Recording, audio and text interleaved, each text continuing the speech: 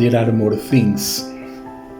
A punto de rendir el último examen en la Universidad de Texas, en Austin, supe que mi tío Edwin Arnett había muerto de un aneurisma en el confín remoto del continente.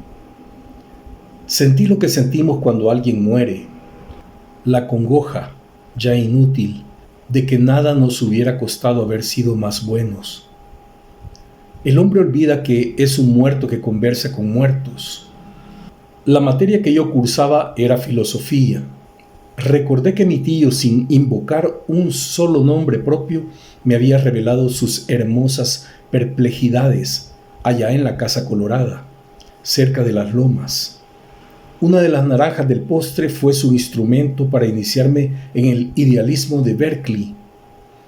El tablero de ajedrez le bastó para las paradojas eleácticas. Años después me prestaría los tratados de Hinton, que quiere demostrar la realidad de una cuarta dimensión del espacio, que el lector puede intuir mediante complicados ejercicios, con cubos de colores.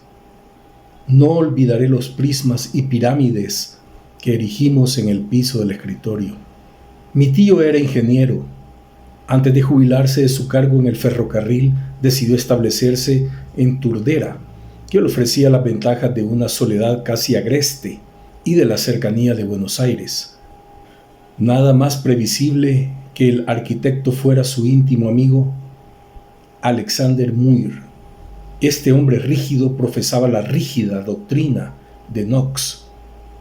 Mi tío, a la manera de casi todos los señores de su época, era libre pensador o, mejor dicho, agnóstico, pero le interesaba la teología, como le interesaban los falaces cubos de Hinton o las bien concertadas pesadillas del joven Wells. Le gustaban los perros.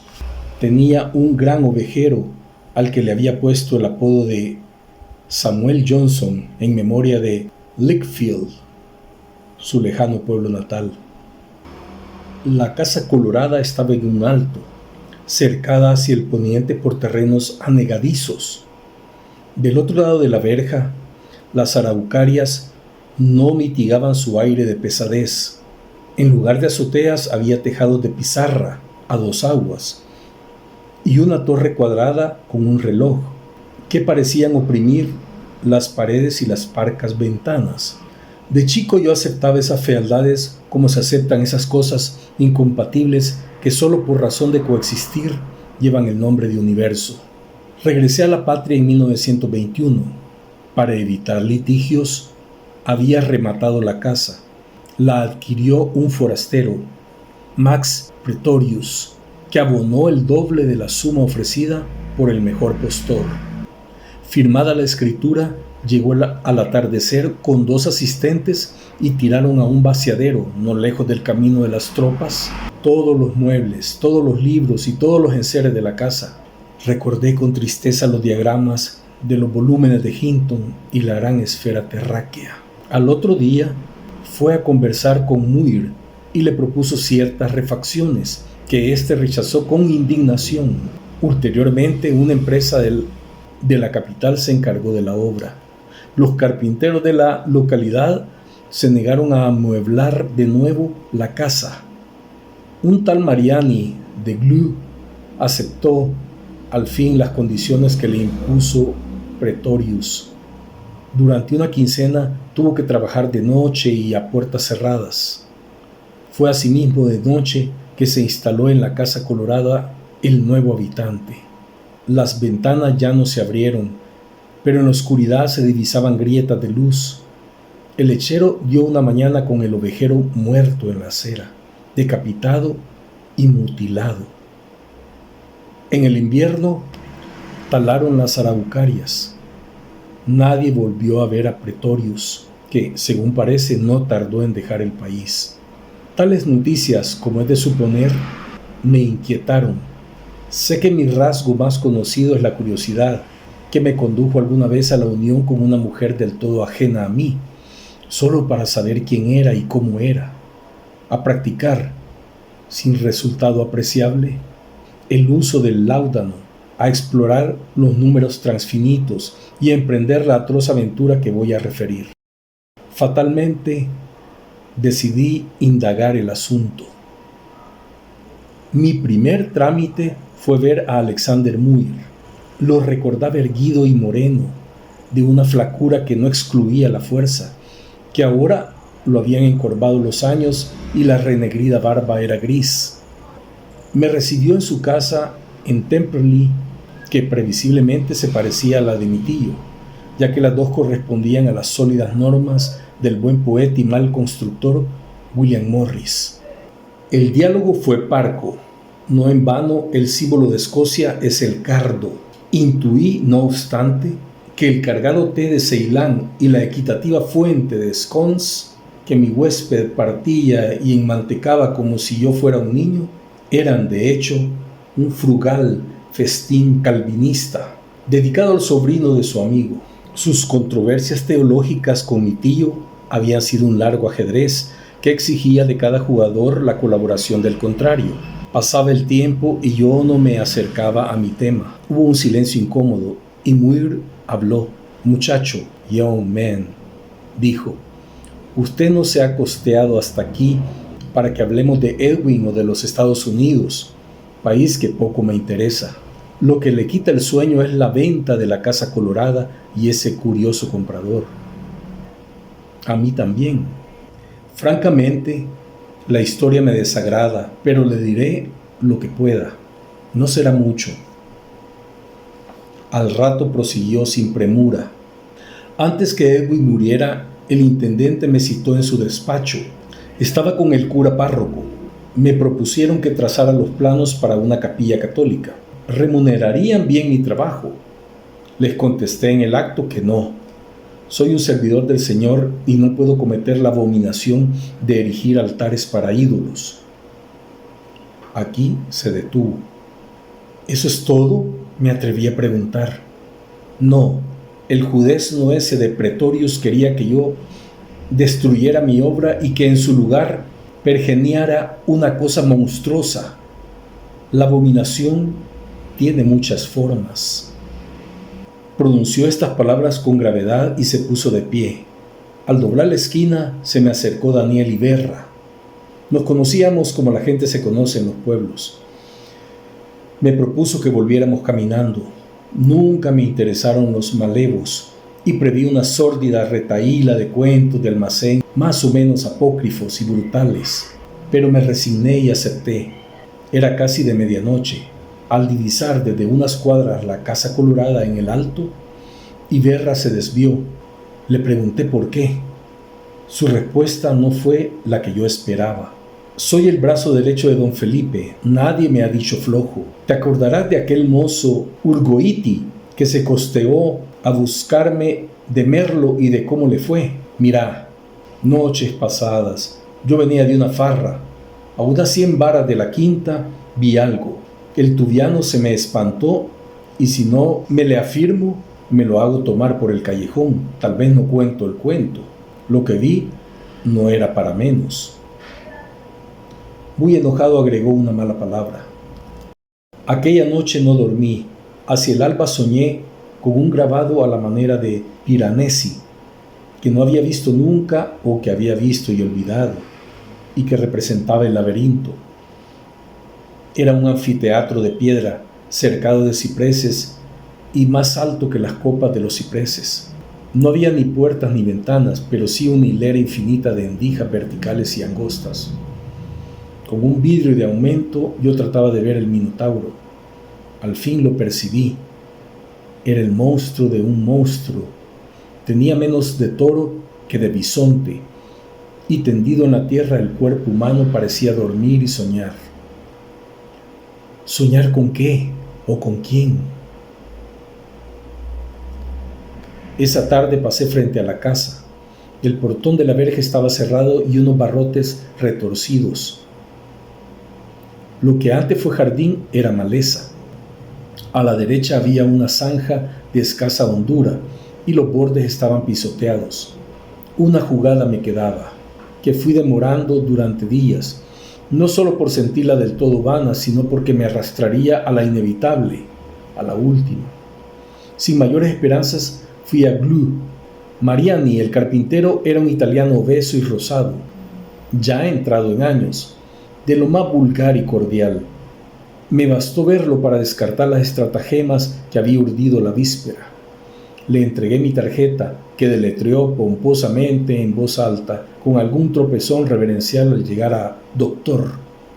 Le dije que me interesaba el moblaje fabricado por él para la propiedad que fue de mi tío, en Turdera.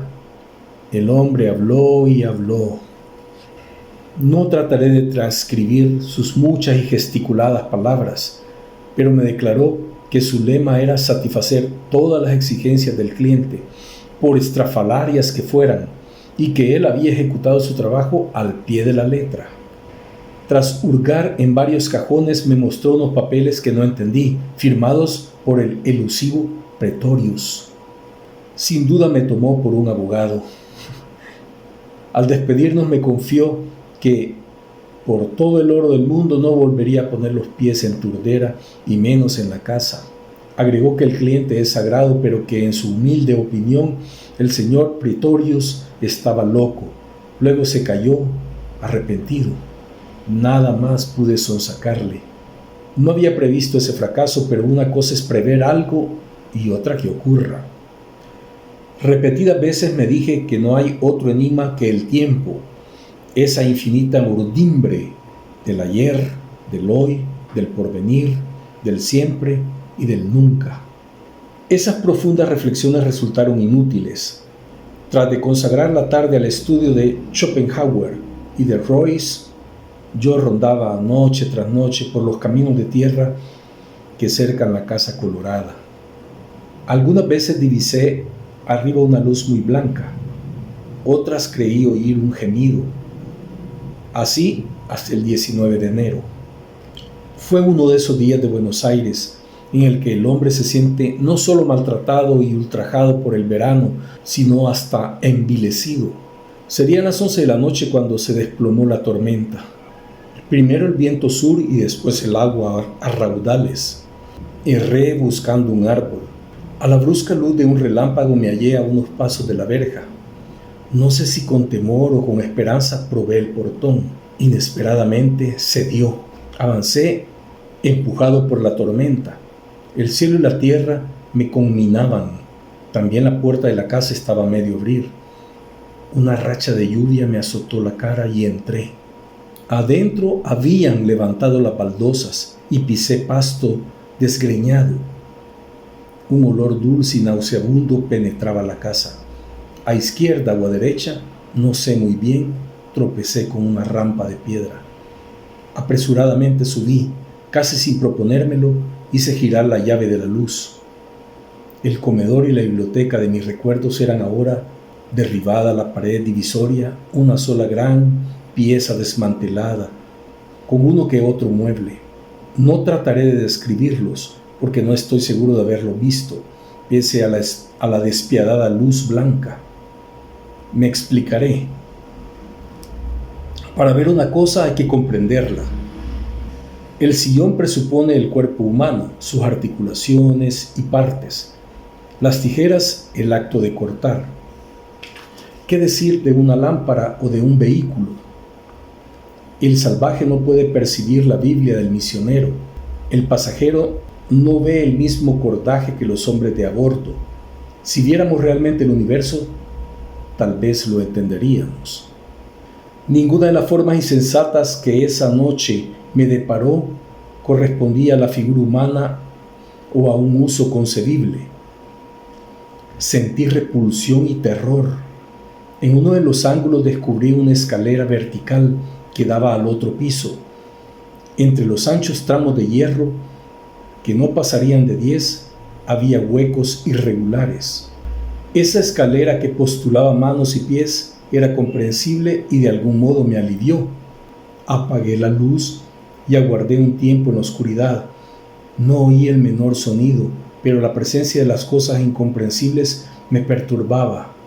Al fin me decidí. Ya arriba, mi temerosa mano hizo girar por segunda vez la llave de la luz. La pesadilla que prefiguraba el piso inferior se agitaba y florecía en el último. Había muchos objetos y unos pocos objetos entretejidos. Recupero ahora una suerte de larga mesa operatoria muy alta, en forma de U, con hoyos circulares en los extremos. Pensé que podía ser el lecho del habitante, cuya monstruosa anatomía se revelaba así, oblicuamente, como la de un animal o un dios por su sombra. De alguna página de Lucano, leída hace años y olvidada, vino a mi boca la palabra anfisbena, que sugería, pero que no agotaba, por cierto, lo que verían luego mis ojos.